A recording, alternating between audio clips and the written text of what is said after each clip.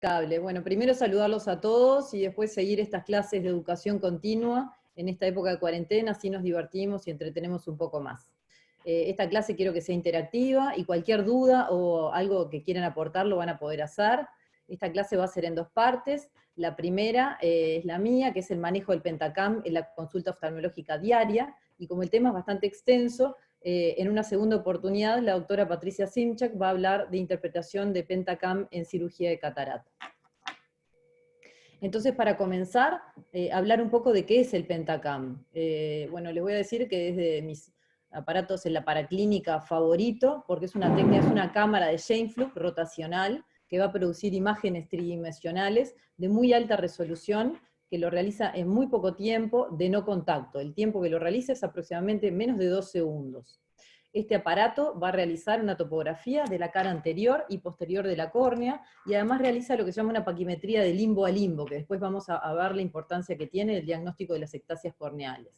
También realiza otras medidas, como lo que es la medida del ángulo iridocorneal, que esto tiene implicancia sobre todo en el glaucoma de ángulo estrecho, para ver qué terapéutica y qué planteos podemos hacer en esos pacientes. Determina el volumen de la cámara, su profundidad, que la profundidad es muy importante cuando tenemos pacientes que queremos colocar lentes intraoculares fáquicos, y también realiza lo que se llama la densitometría de la córnea y la densitometría de cristalino en caso de catarata. Entonces, si nos preguntamos para qué sirve esta tecnología, nos sirve para múltiples cosas. En un preoperatorio de cirugía de catarata, en un preoperatorio de cirugía refractiva, en cirugías de la córnea, y también screening para glaucoma, como ven en la última fotografía, va a diagnosticar o ayudarnos a diagnosticar el glaucoma de ángulo estrecho. Corta la señal. Se me corta la señal, se ve que acá. Y ver qué terapeuta. Tengo que cambiar lo que se me corta la señal ahí. ¿Se escucha para todos o no? Continúo. Con respecto, dijimos que una de las aplicaciones de Pentacam era en cirugía de catarata. Entonces, dijimos que el Pentacam realiza una topografía de la cara anterior y posterior de la córnea, pero también el Pentacam AXL calcula la longitud antero-posterior y podemos tener cálculos excelentes para nuestros lentes intraoculares. Con lo cual podemos colocar lentes intraoculares premium en pacientes incluso con cirugía refractiva previa. Tenemos cálculos mucho más exactos y el aparato permite tener diferentes fórmulas según el paciente será miope, hipermétrope, si tiene astigmatismo, si tiene cirugía refractiva previa, y también nos pone también los calculadores tóricos. Con respecto al manejo del astigmatismo, como dijimos, permite colocación de lentes intraoculares tóricos, descarta ectasias corneales, ¿no? Sobre todo ectasias tempranas, evaluando modificaciones en la cara posterior de la córnea, y también puede identificar irregularidades que nos ayuden a pensar que ese ojo pueda tener un ojo seco, o también distrofias, todos factores que puedan perjudicar el resultado de una cirugía de catarata. Y si detecta esos factores, por ejemplo, de superficie, se puede lubricar al paciente y repetir el examen más adelante, cosa que de tener valores más confiables. Con respecto a la cirugía refractiva, todo candidato a una cirugía refractiva debe pasar por un estudio de Pentacam. Entonces, acá lo que hacemos, los pacientes le vamos a hacer un Pentacam y vamos a ver si es un candidato para una cirugía refractiva, que puede ser tanto como de la córnea como una cirugía intraocular, desde una facorefractiva a la colocación del lente intraocular fáquico. Identifican también pacientes con astigmatismo irregular, estima el riesgo de ectasia post-LASIK, que después vamos a ver. También es capaz de detectar queratoconofrustros, y permite también realizar cirugías refractivas guiadas por topografía. Esto quizá no entre tanto en el tema, pero me pareció importante, como regla importante para realizar un LASIK miópico, por cada dioptría de miopía se va a disminuir la curvatura de la córnea en un 0,75%. Entonces, tenemos que restarle el total de la miopía, por ejemplo, si queremos corregir 4 dioptrías de miopía, en el meridiano más plano. Acá, para tener un ejemplo que sea más claro, tenemos un eje, que es el eje más plano, que mide 40, el eje más curvo 41, y queremos corregir una miopía de aproximadamente 4 dioptrías. Recuerden que el LASIK va a cambiar la curvatura en 0,75, multiplicamos ese 4 por 0,75, y eso se le resta al meridiano de 40, al más plano. Ese resultado final no puede sobrepasar las 34 dioptrías. ¿Por qué? Porque es un paciente desconforme en el postoperatorio de cirugía refractiva sobre la córnea por las aberraciones que van a ser inducidas post-tratamiento. Al revés pasa en la hipermetropía. Acá, en la hipermetropía, cuando vamos a realizar una cirugía refractiva sobre la córnea, por cada dioptría de hipermetropía tratada, vamos a tener un incremento en la curvatura de 1 dioptría. Entonces, acá no consideramos el meridiano más plano, sino el más curvo. Y si la suma del tratamiento va a superarnos las 48 dioptrías, tenemos un riesgo de ectasia post-LASIK. Como reglas de ablación para la cirugía refractiva, generalmente no deberían ser mayor al 20% del espesor total. Las córneas promedio, tienen alrededor de 540 micras. El lecho residual no debería ser menor a un 50% del espesor total, y por cada dioptría de miopía se consumen alrededor de unas 15 micras, 15 a 18 micras. Los tamaños del flap habitual son de 140 micras, entonces el Pentacam nos va a calcular muy bien el espesor corneal central, al cual le debemos restar las 140 micras del flap y las dioptrías del error correctivo a corregir por 15. Ahí tenemos que tener un lecho residual de aproximadamente 250 micras para no caer en lo que llamamos la ectasia post-LASIK, con lo cual le brindaríamos al paciente más riesgo que beneficio. Una enfermedad en sí.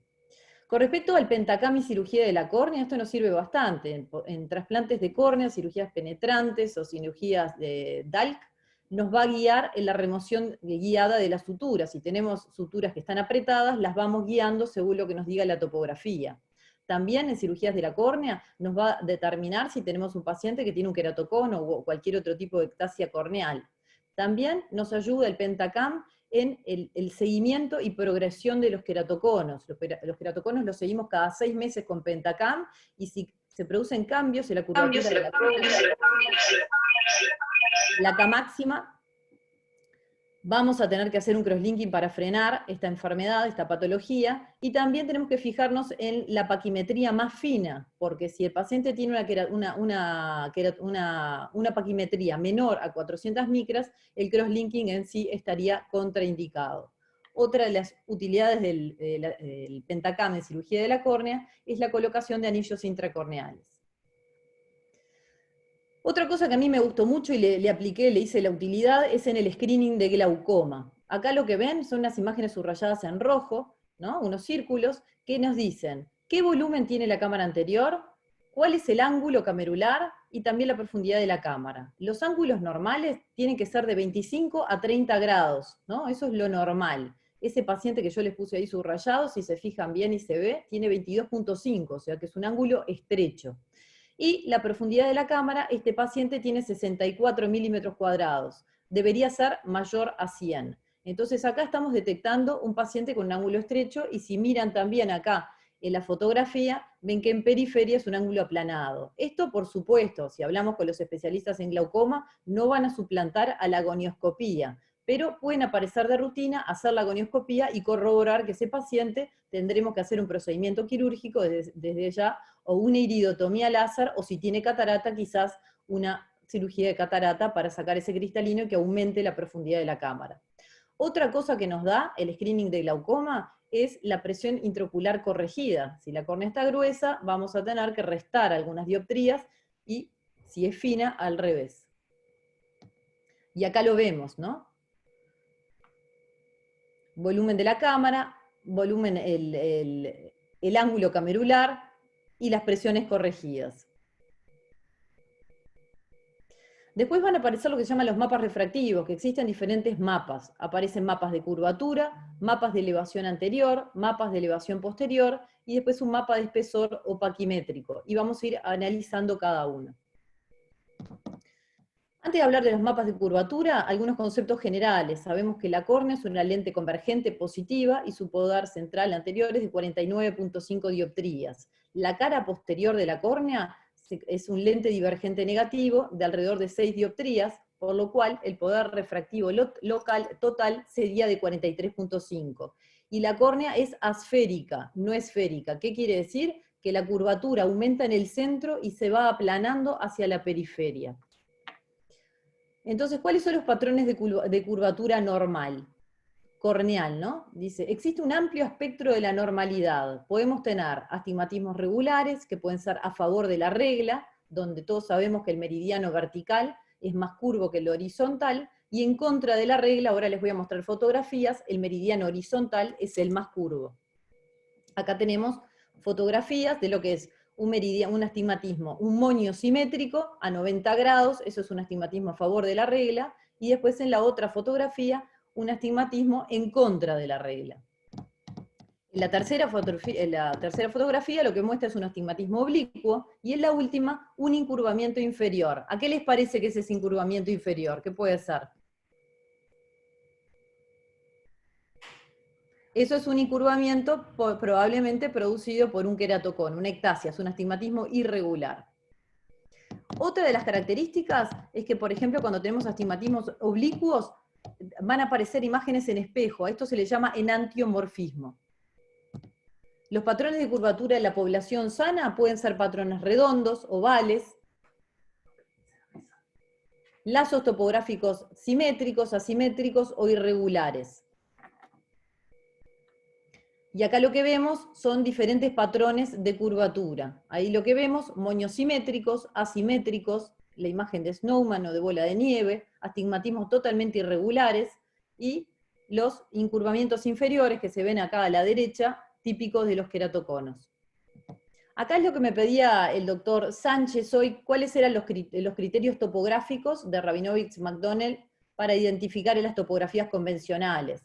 Entonces, se considera que la topografía normal, las K no podrían superar hasta las 47.2 dioptrías. Cuando son sospechosas es de 47.2 a 48.7, y el queratocono ya a partir de 48.7. Otra de las cosas que importan son el quiebre del moño astigmático, más de 30 grados, eso también es sospechoso. Y después se creó un índice que se llama el índice Kisa, que si es mayor a que ese índice une los patrones anteriores. Mayor a 60% se trata de pacientes sospechosos, y si el Kisa es mayor a 100, ya es patológico y ya patognomónico de queratocono. Con respecto a los mapas de elevación, este es un concepto un poco más difícil de explicar, y lo que dicen es que si la Tierra tiene el plano del mar como referencia para definir lo que son las elevaciones por encima del plano del mar y las depresiones, a la córnea se le tiene que buscar un plano de referencia artificial y se le pone una esfera. Y a eso se le llama superficie de referencia artificial. Todos los puntos que queden por encima de esa superficie de referencia artificial, en córnea se van a considerar las elevaciones y van a tener valores positivos y viceversa. Esto es de las primeras imágenes que vemos cuando hacemos un queratocono. Entonces, en esa imagen vamos a ver, la parte roja que vemos es la córnea anterior, lo verde la posterior, después una parte amarilla que va a ser el iris, el cristalino anterior y el cristalino posterior. Después lo que nos vamos a interpretar y vamos a ver son los mapas de elevación. Los mapas de elevación, lo que se hace es que no deben de exceder el mapa de elevación anterior las 15 micras, mientras que el mapa de elevación posterior no debe exceder las 20 micras. Y la diferencia entre ambos mapas no debería exceder las 5 micras en ningún punto. Si eso excede, estamos pensando en un paciente que ya es sospechoso o es portador de un queratocono. Esto es lo mismo, mapas de cara anterior, posterior y todos los valores que yo les dije, pero resumido. Ahora nos vamos a lo que se llama los mapas de espesor. El espesor corneal central normal es aproximadamente 540 micras. Acá nos va a medir el Pentacam en diferencia. ¿Se acuerdan que hace un mapa paquimétrico de limbo a limbo? Y toma acá 3 valores centrales, en el centro de la pupila, en el ápex y en la posición más fina. Recuerden que en el queratocono siempre la posición más fina tienen un adelgazamiento para central inferior y nos tenemos que fijar especialmente en ese, sobre todo si vamos a realizar un tratamiento de crosslinking. Y ahí ven 524, 524 y 522. Y lo que nos tenemos que fijar es si la diferencia entre el espesor, la paquimetría en el ápex y el punto más fino, lo normal es que sea menor a 10 dioptrías. Y si ven ahí el mapa colorimétrico, ven que es amarillo, colores cálidos en el centro, que es donde la córnea es más delgada, y se va engrosando hacia la periferia, donde tiene colores más fríos. Acá, como en el análisis total de la página del mapa refractivo, vamos a saber que vamos a tener las queratometrías. Tenemos K1 que generalmente implica el poder de curvatura en el meridiano más plano, K2, acá era 43.3, K2 es el poder de curvatura en el meridiano más curvo, 46.5. Nos vamos a fijar en el astigmatismo total, que en esta fotografía es 3.3. QS es acá, es la categoría del estudio. Muchas veces hay pacientes que parpadean o que mueven la cabeza, y ahí nos va a aparecer alteraciones de fijación, pone parpadeo, o sea, el propio aparato es muy inteligente y nos avisa cuando el paciente está haciendo el estudio en forma incorrecta. Y por supuesto nos pone el eje del astigmatismo, que después lo vamos a correlacionar con las queratometrías. Acá lo mismo, K1, queratometría más plana, K2, queratometría más curva, la K media, el astigmatismo total, que en este caso es de 0,6, los meridianos, el QS, que es la calidad del estudio, fíjense que siempre sea OK, y si no pueden lo tienen que repetir, y después la fericidad de la córnea, que aparece en un valor ahí que dice Q value, que tiene que ser mayor de 0 y menor a 0,40.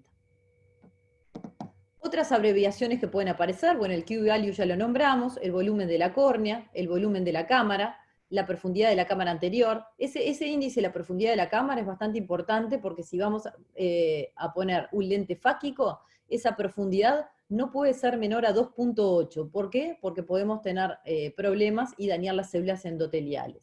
Después recuerden ese valor corregido, que es bastante importante para el glaucoma, de la presión ocular según la paquimetría que tenga el paciente. Si es gruesa van a ser probablemente valores negativos, y si es una córnea delgada hay que sumar al valor que nosotros tomemos en consultorio.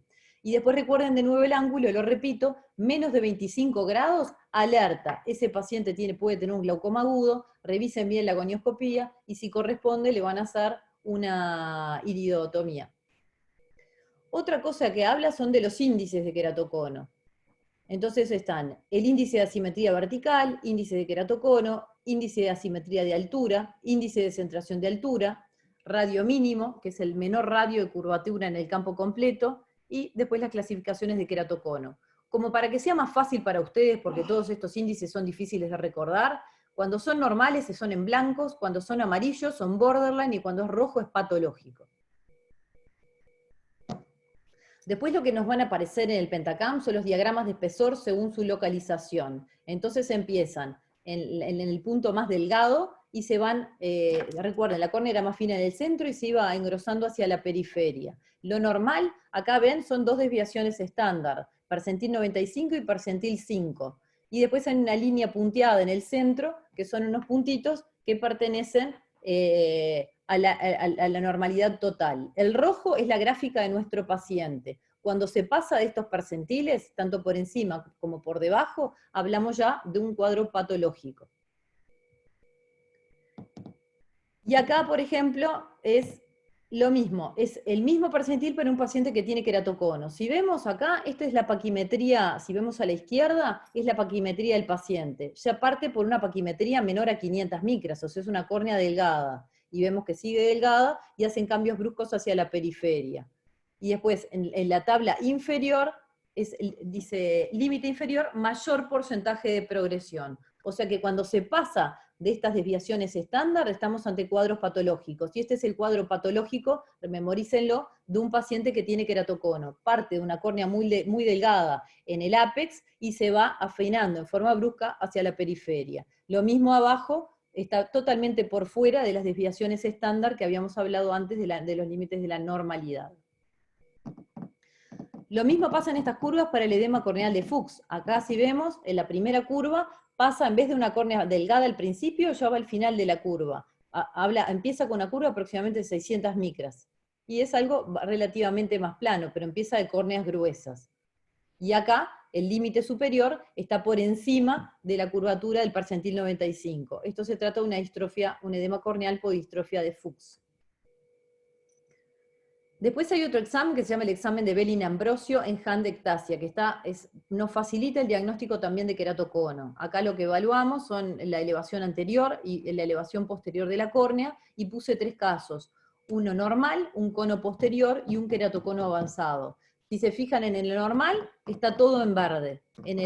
Cuando hay un cono posterior, la elevación frontal aparece todo en verde, es normal, mientras que en la elevación posterior aparece una zona roja en el centro. Y cuando se trata de un queratocono avanzado, tanto las superficies anterior y posterior de la córnea son patológicas y aparece ese diagrama rojo. Y para no aburrirlos tanto, puse algunos casos clínicos. El primero se trata de un paciente que tiene 20 años, sin ningún antecedente personal a destacar, era un usuario de lentes por astigmatismo y su motivo de consulta es deterioro de su agudeza visual en el ojo izquierdo. Al examen físico, tiene una visión sin corrección de 20/20 en el ojo derecho, 20/60 en el ojo izquierdo, que no corrige. La biomicroscopía con lupa de 90 del fondo del polo posterior era normal, se le hizo un OCT, era normal. Esta es la refractometría del paciente, 0,75 menos 0,50, 131. Y en el ojo izquierdo tenía un astigmatismo miópico de 2,50. La motilidad ocular intrínseca y extrínseca no tenía nada a destacar, lo mismo el segmento anterior era anodino, no tenía absolutamente nada, y el fondo de ojo era normal en ambos ojos. ¿Qué le hicimos? Un pentacam. Entonces acá lo que vamos a ver es, por un lado, las queratometrías. Recuerden que queratometrías para queratoconos sospechosas eran 47.2 o más. Si vamos acá, la acá más plana tiene 42.9, la más curva 44.1. ¿Es patológico? No, parece normal. El QS es ok, o sea que es una categoría del examen completamente normal. Vamos a seguir adelante. Y estas son las 4 representaciones de color refractivas que pido siempre. Acá vemos lo mismo. Las queratometrías, K1 y K2, normales. Un astigmatismo, poca cosa, 1.2. Pero si nos vamos acá a evaluar el mapa paquimétrico, vamos a ver que el centro de la pupila tiene 459, el ápex 458 y la posición más fina 452. ¿Qué es eso? Es una córnea delgada. Y otra cosa que nos vamos a fijar en este mapa de color refractivo es la queratometría máxima. Vamos a buscarla y es 47.3. ¿Qué otra cosa nos vamos a fijar? Acá tenemos el mapa de curvatura, y en la curvatura sagital vemos un incurvamiento inferior que ya es bastante sugestivo de un queratocono, a pesar de que ese paciente tenía queratometrías bajas. Y acá lo que nos vamos es al mapa de Belin-Ambrosio, como se los nombré anteriormente. ¿Se acuerdan que la curvatura, la elevación corneal anterior tenía que ser menor a 15 micras y la posterior menor a 20? Acá ya aparece en rojo. ¿Qué es lo que aparece en rojo? Las anomalías, nos ayuda a destacarlas. La paquimetría central, 452, está muy delgada. La elevación frontal no es menor a 15 micras, pero te la pone en rojo, ya está mal. Y la elevación posterior no es mayor a 20, pero está en borderline. Y si nos fijamos en los diagramas, el de la cara posterior de la córnea, en este caso, da en verde, pero acá ya hay un incurvamiento anormal en la cara, en la elevación frontal. Y si nos fijamos en los índices de queratocono, que se ven en la parte inferior a la derecha, tenemos varios índices en rojo y uno solo en blanco. O sea que este paciente sí es portador de un queratocono y probablemente un queratocono frustro.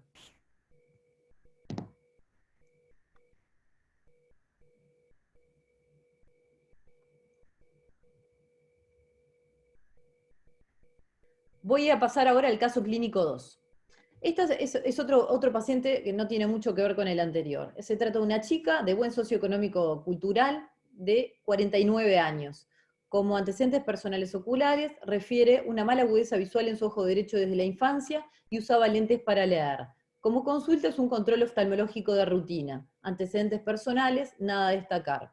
Al examen tiene una anisometropía, como la ven, más 4 en el ojo derecho con un menos 0,50-85 y en el ojo izquierdo más 1 menos 0,50-55. Su visión con corrección, 20/20 en el ojo derecho, menos 2 y 20/20 en el izquierdo.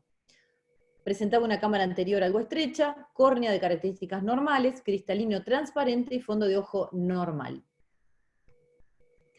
A ella decidí hacerle un pentacam porque no quería usar lentes de contacto, no toleraba la diferencia entre un ojo y el otro, nunca había utilizado demasiado el otro, pero cuando le probé el potencial de visión con lentes convencionales me pareció que estaba desperdiciando bastante visión. Entonces me pregunté qué podría hacerse. Lente fáquico en un hipermétrope con poca cámara no era viable, una cirugía refractiva con lásica a los 48, 49 años tampoco me gustaba la idea, y menos para un hipermétrope, o sea que me planteé más bien una faco refractiva si podía ser viable con un lente multifocal. Si vemos las K, son K 45.6 y 46.2, no son patológicas, un astigmatismo despreciable, 0,7, tenía una córnea relativamente fina, 489, 490 y 487, y acá lo que vemos es el ángulo camerular, 27.6. No es menor a 25, pero algunos autores consideran que menor de 30 ya es patológico. Y el volumen de la cámara, menor a 100, en ella está en este ojo en 123. En el otro ojo, que no puse las imágenes, era menor a 25 y menor a 100, o sea que en el otro también lo vamos a tratar.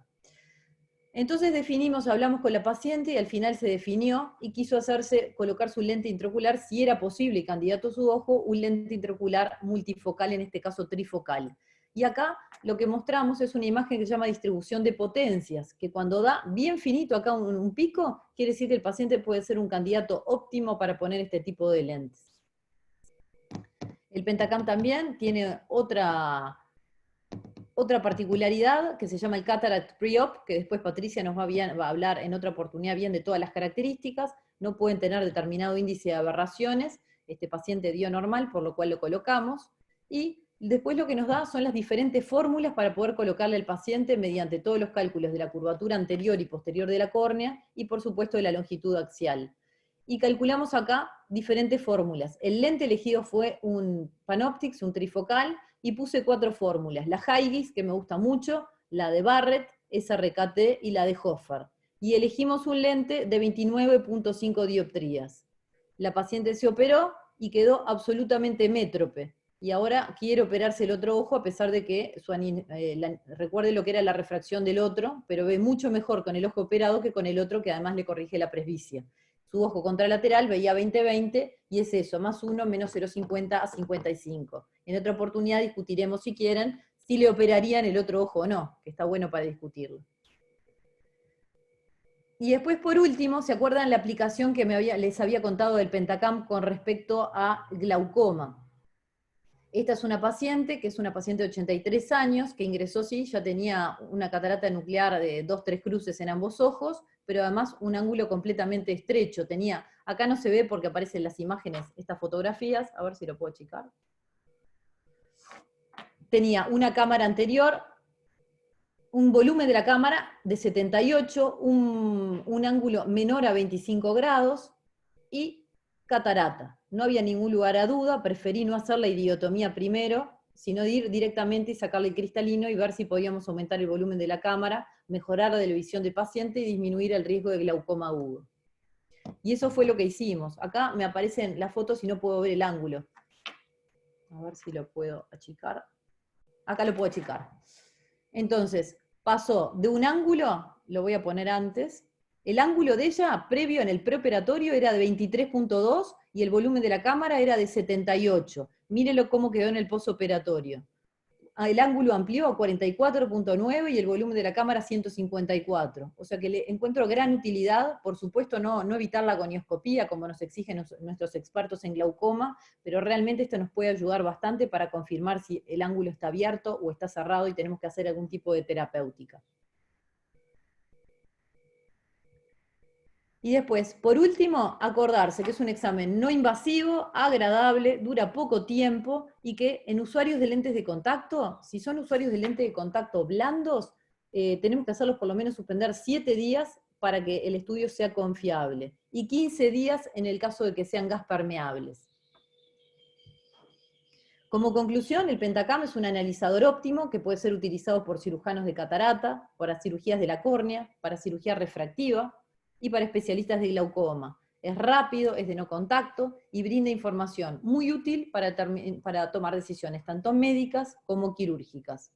Y después, esto quizá no tenga tanto que ver con todo, pero todo el mundo pregunta, ¿qué es el queratocono frustro, doctora? Entonces acá saqué una definición y es, el queratocono frustro ya le cambió, los oftalmólogos hoy en día prefieren decirle subclínico. Entonces son córneas que presentan patrones topográficos o tomográficos que tienen un incurvamiento posterior, ¿tá? Y también en la superficie anterior de la córnea, o un afinamiento paracentral, pero que al examen clínico no nos damos cuenta, porque tienen una agudeza visual de 20/20 o mejor, ¿no? Y los elementos queratométricos que tenemos en la consulta, la retinoscopía y la biomicroscopía, no tienen signos de queratocono. Bueno, muchas gracias. Si tienen alguna pregunta, estoy a las órdenes.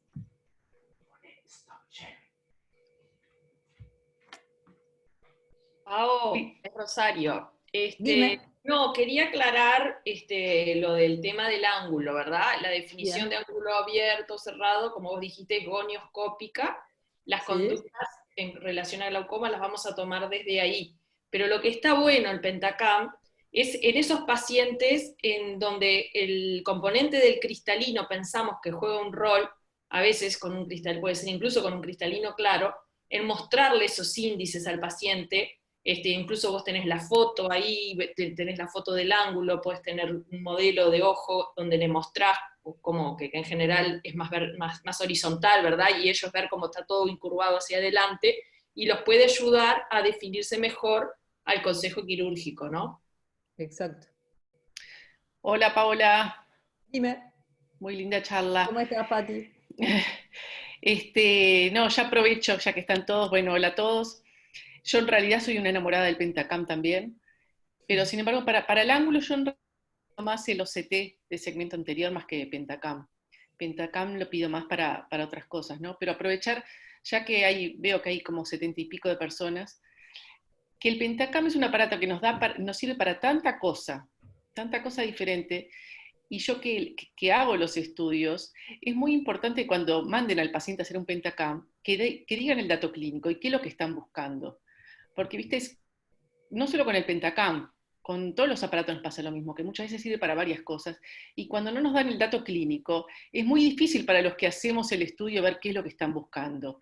Viste que además hay mucha cantidad de mapas, y según sea para una cosa o para otra, es importantísimo para el que lo realiza. Por eso les pido a todos que pongan el dato clínico. Viste que para el preoperatorio de catarata son mapas totalmente diferentes que ni siquiera los tenemos en cuenta cuando es por un probable queratocono. Estoy de acuerdo. Entonces, importantísimo ese dato y que muchas veces falta.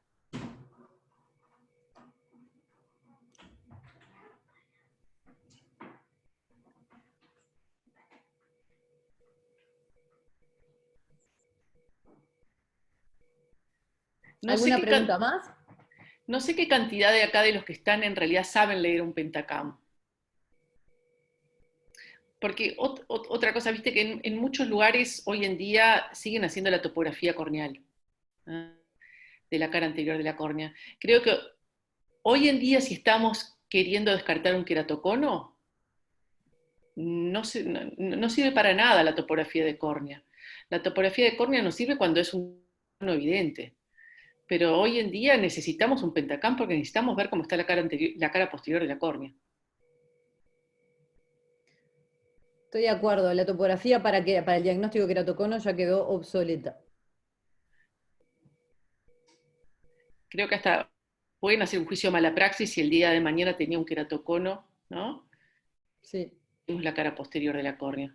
Es Y importantísimo. una cosa muy linda que tiene también el Pentacam es que cuando hacemos el estudio siempre en el mismo equipo y estamos siguiendo a un paciente que tiene un crosslinking corneal, es muy fácil mostrarle al paciente porque compara en forma automatizada todos los estudios y vemos si hay un índice de progresión o no. Entonces, eso el paciente entiende perfecto que tiene que hacerse tratamiento para frenar la patología. Y sí, y más que ahora, hoy en día la progresión del queratocono se hace con el Pentacam, básicamente. Sí.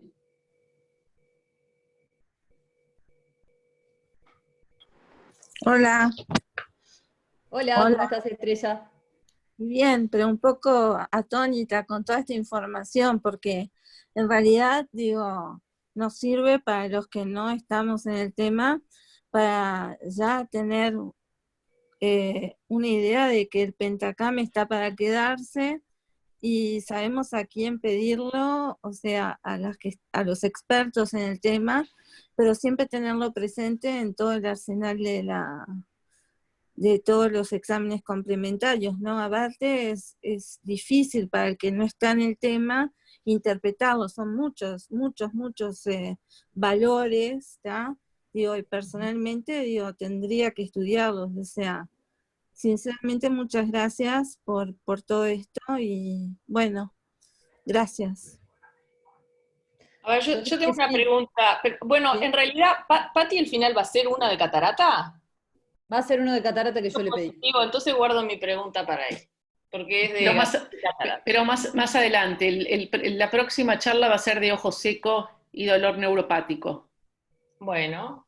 Pero sí destaco Igual que tiene los mucho que ver informes de Pentacam, para lo que decía la doctora Moujian, que es importante eso. Uno, lo que dijo Patricia, de que tiene que venir con dato clínico, porque son tantas las utilidades que tiene el Pentacam que uno tiene que ir dirigido para después qué tipo de informe hacer. Y tratar de no aceptar Pentacam sin informe. Porque si el médico que lo pide no sabe interpretarlo, va a quedar como una cosa medio inconclusa. Otra cosa, Pau, que veo cuando hago los Pentacam, en pacientes ya operados de crosslinking, es ¿Sí? importante que el médico cuando pida el Pentacam de control, diga con qué estudio quiere comparar. Porque la comparación uno puede elegir con qué estudio. Y si hay varios estudios hechos, a veces el médico le interesa compararlo con el estudio de determinada fecha y no con el que lo está haciendo el técnico. Entonces, eso también es importante que lo pongan. Perfecto. Buen aporte.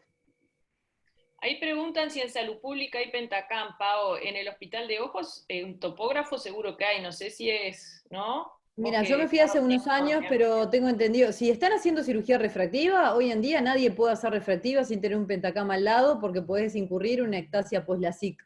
O sea que los que no, cuando no estaba ese Pentacam, que tengo entendido que hoy lo tienen, lo derivaban a otra parte porque no es correcto hacer cirugía refractiva y después caer en una ectasia.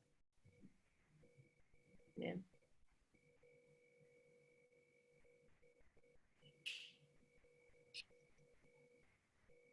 Más preguntas. Nos dejaste a todos atónitos.